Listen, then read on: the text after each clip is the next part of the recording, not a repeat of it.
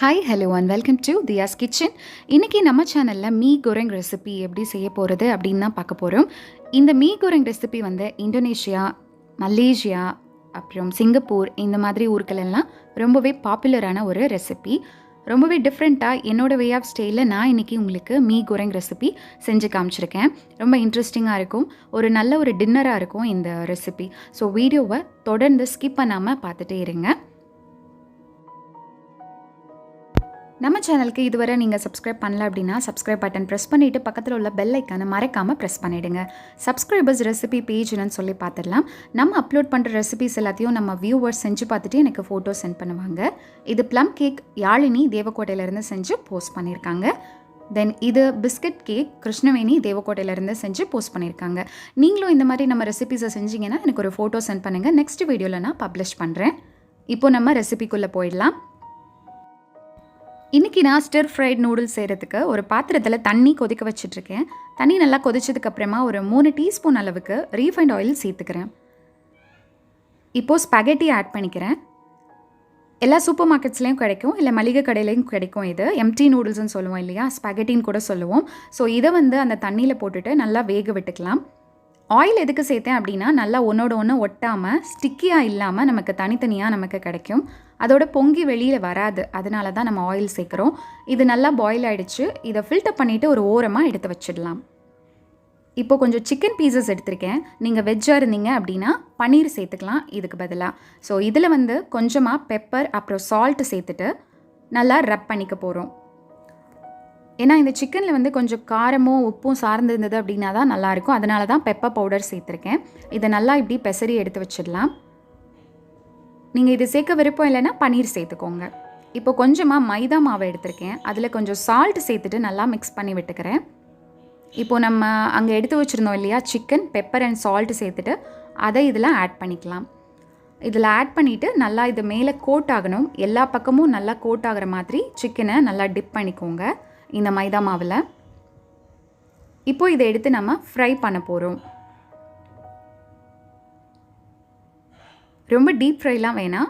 அந்த சிக்கன் வந்து நல்லா மூழ்கிற அளவுக்கு எண்ணெய் இருந்தாலே போதும். நல்லா எல்லா சைட்ஸும் நல்லா குக் ஆகிற மாதிரி திருப்பி திருப்பி போட்டு நல்லா குக் பண்ணிக்கலாம். ரொம்ப பெரிய பெரிய பீசஸாக போட்டிங்க அப்படின்னா நல்லா இருக்காது. கொஞ்சம் சின்ன சின்ன பீசஸாக போட்டுக்கோங்க. நான் இன்றைக்கி போன்லெஸ் சிக்கன் தான் எடுத்திருக்கேன். நீங்கள் போன் சிக்கன் கூட எடுத்துக்கலாம். இது நல்லா குக் ஆகணும். நல்லா குக் ஆகிடுச்சுன்னா நம்ம கரண்டி வச்சு லைட்டாக உடச்சி பார்த்தோம் அப்படின்னா நல்லா உடஞ்சிடும். ஸோ இதை தனியாக எடுத்து வச்சுக்க போகிறோம். இப்போது அதே ஆயிலில் நான் வந்து பெல் பெப்பர்ஸ் ஆட் பண்ணிக்கிறேன். ரெட், எல்லோ அண்ட் க்ரீன் கலரில் எடுத்து வச்சுருக்கேன். இதை ஆட் பண்ணிவிட்டு நல்லா ஃப்ரை பண்ணிக்கலாம். இந்த மாதிரி நம்ம வெஜிடபிள்ஸ் வந்து ஆட் பண்ணுறப்போ உங்களுக்கு தேவையான உங்களோட சாய்ஸில் வந்து நீங்கள் வெஜிடபிள்ஸ் ஆட் பண்ணிக்கோங்க. கார்ன் சேர்க்கலாம், ப்ரொக்கலி, மஷ்ரூம்ஸ் இதெல்லாமே சேர்க்கலாம். இப்போ நான் ப்ரொக்கலி அண்ட் மஷ்ரூம்ஸ் வந்து ஆட் பண்ணிக்க போகிறேன். ப்ரொக்கலி வந்து ஆல்ரெடி வந்து சுடு தண்ணியில் போட்டு எடுத்து வச்சுருக்கேன். நான் அதில் சின்ன சின்ன பூச்சிலாம் இருக்கும்ல, அதனால் ஹாட் வாட்டரில் போட்டுட்டு எடுத்து வச்சுருக்கேன். ஸோ இதில் வந்து நீங்கள் பன்னீர் சேர்க்குறதுனா சிக்கனுக்கு பதிலாக பன்னீர் சேர்த்துக்கோங்க வெஜ்ஜாக இருந்தீங்க அப்படின்னா. இதை வந்து நம்ம ஒரு 80% தான் நம்ம இதை குக் பண்ணணும். ஏன்னா அப்போ தான் நமக்கு சாப்பிட்றப்ப க்ரன்ச்சியாக இருக்கும். அதுக்காக ஒரு 80% குக் பண்ணிட்டீங்க அப்படின்னா எடுத்துடலாம்.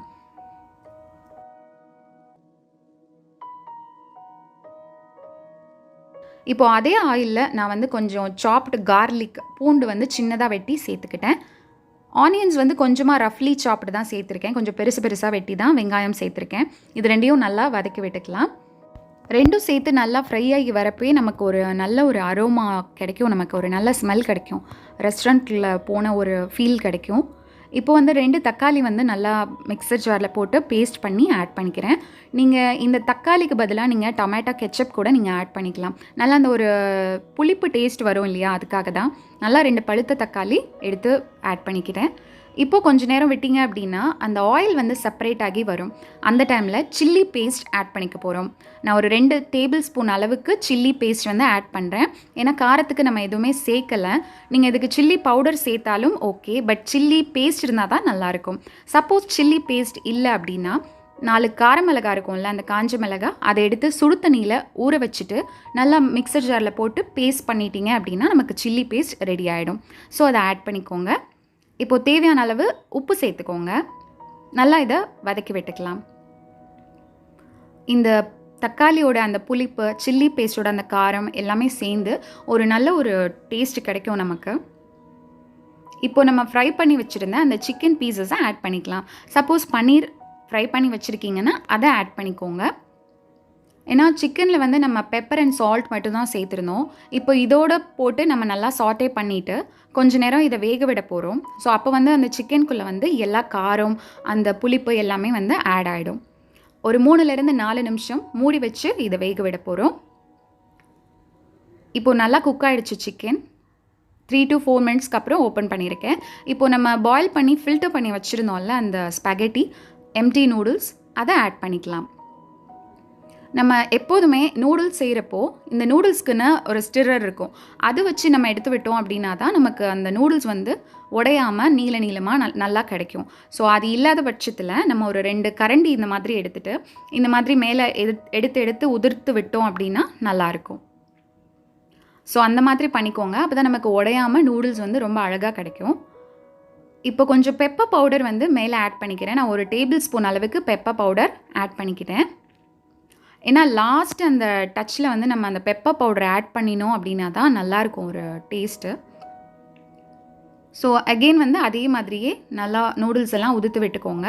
இப்போ நம்ம ஃப்ரை பண்ணி வச்சுருந்த அந்த வெஜிடபிள்ஸை ஆட் பண்ணிக்கலாம். லாஸ்ட்டாக சும்மா ஒரே ஒரு ஸ்டிர் கொடுத்துட்டு ஆஃப் பண்ணிடுங்க அடுப்பை. அவ்வளவுதான், நம்மளுடைய சூப்பரான டேஸ்டியான ரொம்பவே ஹெல்தியான ஒரு டின்னர் ரெடி ஆகிடுச்சு. மீ கோரெங் ரெசிபி கண்டிப்பாக வீட்டில் இதை ட்ரை பண்ணி பாருங்கள்.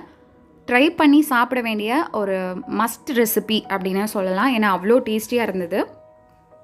உங்களுக்கு கிடைக்கிற காய்கறிகள் கார்ன்ஸ் யூஸ் பண்ணலாம், இந்த மாதிரி கேரட்ஸ் யூஸ் பண்ணலாம், இன்னும் நிறையா மஷ்ரூம்ஸ் போட்டு கூட நம்ம அதை செய்யலாம்.